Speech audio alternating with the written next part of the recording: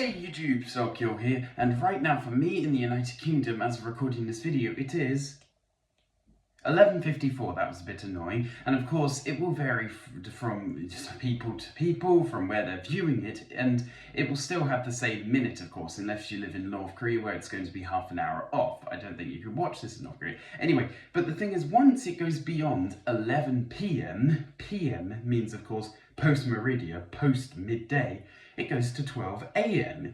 But why would that be? I mean, AM means ante-meridia, before midday, but it's the middle of the night. It might not seem to make sense, and it does in a sense, but it's just a thing that you can't really work around because of the way that a 12-hour clock and date system works. You won't have any of these problems if you were to use a 24-hour system, because it doesn't have a midpoint where half of it ends and half of it begins.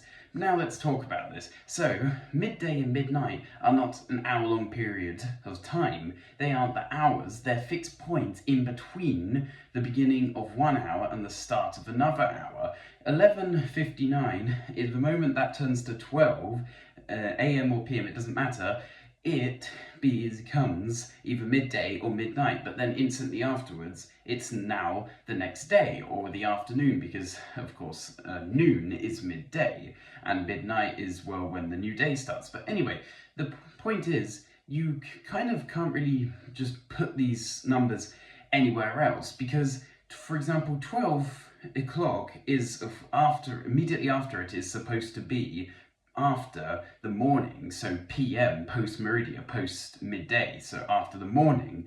So that means that you have to say PM, because let's say you were to make it AM, so 12 AM would be midday, then 12:30 AM would be AM would mean before meridian, but 12:30 AM is after midday. So you can see the interesting problem here that emerges.